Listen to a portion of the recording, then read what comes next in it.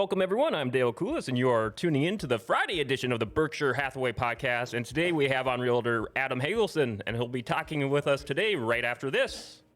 Real estate can feel a lot like this, but you should expect more when you're buying or selling a home. You should feel taken care of by someone who can turn jitters into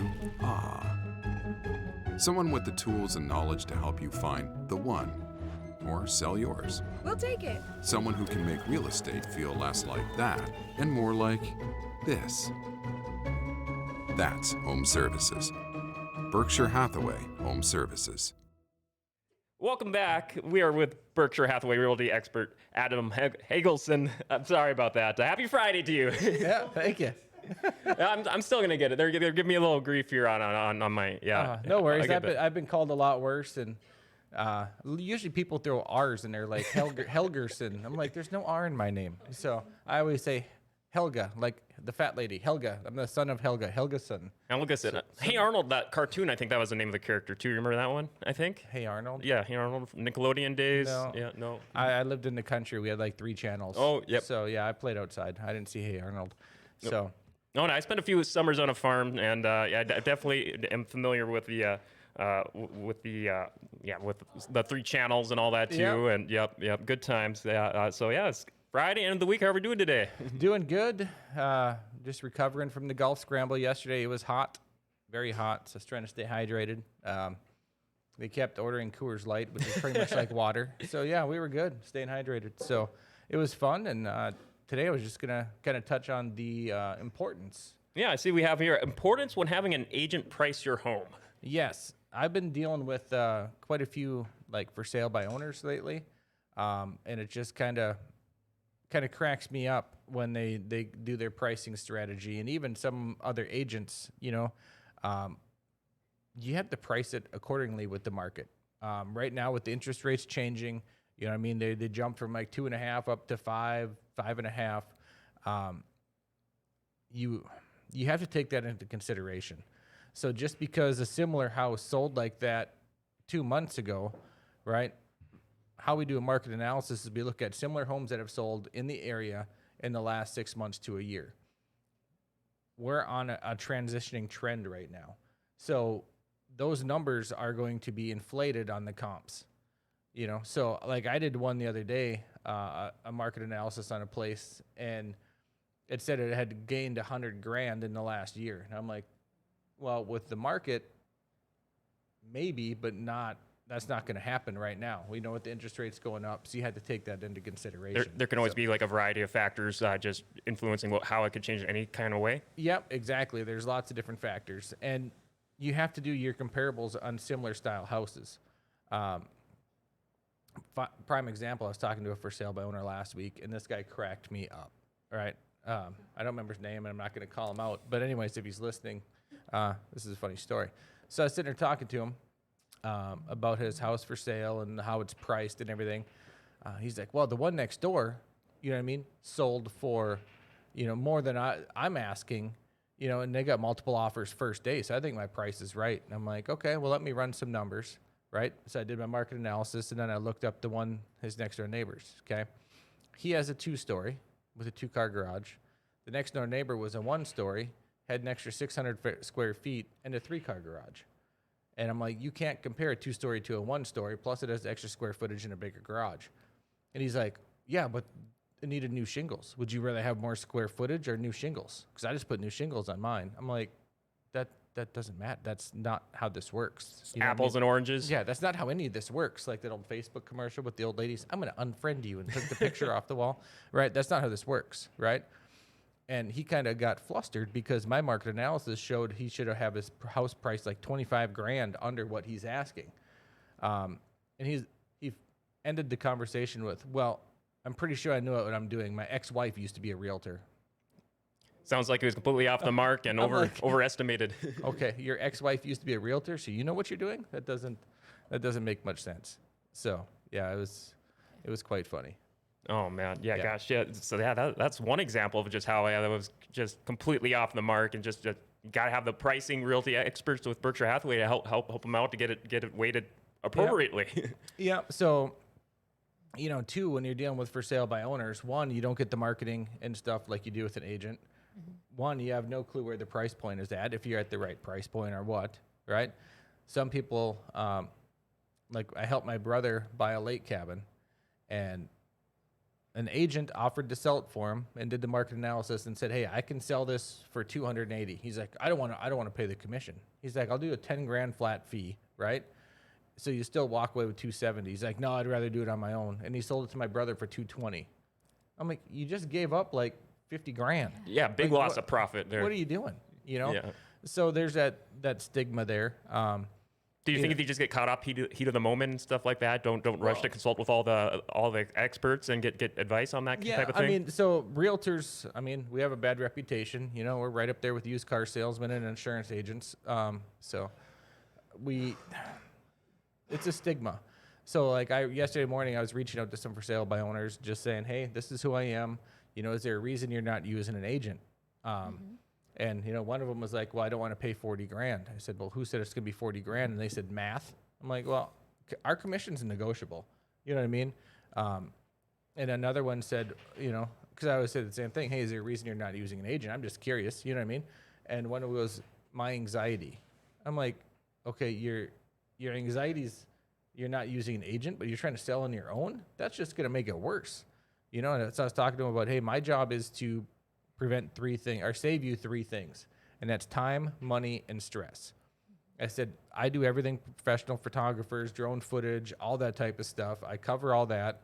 You know what I mean? I handle all negotiations, make sure the house is ready, all the title work. We do all that for you. So your anxiety level can drop. You know what I mean? You don't have to worry about anything because it's, I mean, that's a great life lesson too. I mean, I've dealt with anxiety issues over the years too, and it's just like one of the big easy ways just to overcome, like you said, for helping out with Berkshire Hathaway with you guys is it doesn't hurt to reach out and ask. Yeah, I'm a very upfront guy. I'm very unpushy, right? I'm not going to call and harass you. I tell my clients when we do a contract, right? I say I usually do them for 6 months, and they're like, "Okay." But I said, any time between there, you don't like the way I am, you don't like my shoes, you don't like the way I do business, fire me. You know what I mean? Because if you don't want to work with me, I have other things I can do. You know what I mean? But some agents, they're like, once you get them under contract, they're like, "Nope, you're under contract with me. You can't do anything else." It's like, well, if they're not relating to you, if you're not doing them justice, why are you going to hold them? Why do you want to put them through that? Do you get a lot of surprised clients where they're just surprised at how flexible you could be? They'll be like, "Whoa, you'll do this. You work with us on this front and so forth." Yeah. Well, I got a call at 9:00 last night. Like my schedule's booked today. I'm booked till 6:00. So I was wondering if I was even going to be able to fit this in today. But they called me at 9:30 last night saying, "Hey, this property just came on. Can we look at it?" And I'm like trying to move my schedule around, and I do a radio show in Crookston every Friday morning.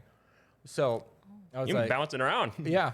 So I was like, "Oh crap." So I did my Crookston radio spot on the road today, and then was out in Buxton already showing properties out there, and now back here. And so they're like, "Man, I appreciate you, taking the time." And that's one thing too is, with an agent, find one that's flexible. You know what I mean? That's gonna, my phone rings nonstop. The wife gets pissed, but I always answer it. Or if I'm in a meeting, I call you back as soon as I'm done, right?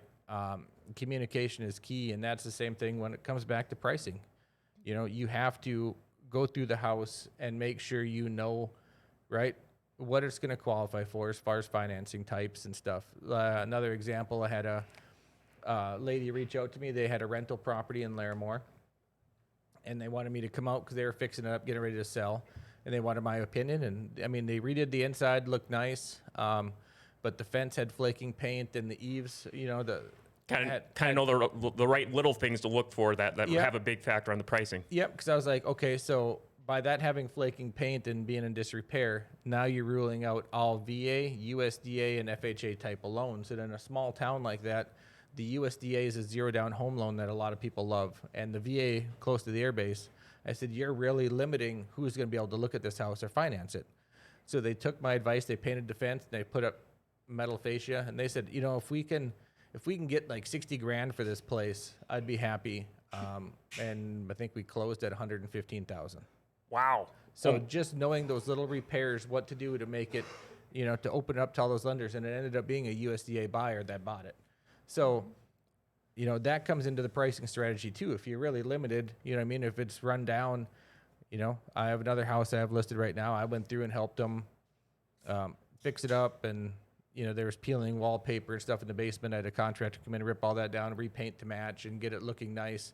I installed a new dishwasher for them, and just got it show ready. You know what I mean? So when it hits the market, everything's done. It shows a lot better. Yeah, imagine. Do you have like a checklist in when examining new potential homes there and all that? Just like what to look for this. Just kind of got that like just mental checklist for what to go down for. I have a mental checklist of what to go through, and and that's same with buyers. What type of financing they're using, what to look for, and looking through pictures, I can say, hey, this isn't going to qualify for VA unless this, and this is done. I have another one right now I'm buying. They're doing USDA, and it's out in Reynolds. So Monday, I hope the weather's supposed to be nice Monday, because I got to go paint the garage before the appraiser gets there, so we can make sure it passes USDA. So. Oh wow, we have fun activities to do in this crazy outdoor heat too. The way things are going. Yeah, well, I got a big commercial paint sprayer where you just shove the tube in the bucket and just. Oh wow. So the owner was going to pressure wash it for us and get it clean with all the flaking paint off, so we can just come shoot it and be done with it. And I mean, it doesn't have to look pretty. Just there can't be any flaking or peeling paint for appraisers. So just to know what to do and be willing to do that for your client. Just going above and beyond, just being at them. And I like how you said too. You're always making yourself always available to them to reach out to you whenever. That's got to be a big help for them. Yeah, and just taking care of it. I have a guy that's I sold his house. He's leaving on Sunday, but we don't close till the 18th of July. So I'm going to be taking care of it, mowing for him. I have another client too that they left. I have their house for sale just outside of town. They have a 3-acre property that I go mow for them and make sure the property's good, and just take care of it for them. And I have a vested interest in the sale of your home. So just knowing what to do and taking care of it, and make sure everything's in tip-top shape. I mean, that's awesome with having the realty experts at Berkshire Hathaway. Have you guys just making sure, like I said, going above and beyond, mow, paint, all that, everything. Well, not all of us do that. I've done some house flips, and I got a construction background. So, and that's nice too. When I meet with clients about listing the place, I go through and say, hey, okay, what does this light switch do? Oh, that light bulb's burnt out. Okay, well, change that. You know what I mean? If you can't, when you're looking at a house with buyers, I know I got my mag light and everything, but if they can't even change a light bulb that's burnt out, what other deferred maintenance is on the house? Another thing I always do too is check the furnace filter, because that can tell a lot about a house. Is look at the furnace filter. If it's clean, all right, they take care of it. You know what I mean? They constantly switch it. I pulled one out, and I couldn't even get it out because I don't think they'd ever changed it the whole time they've lived there.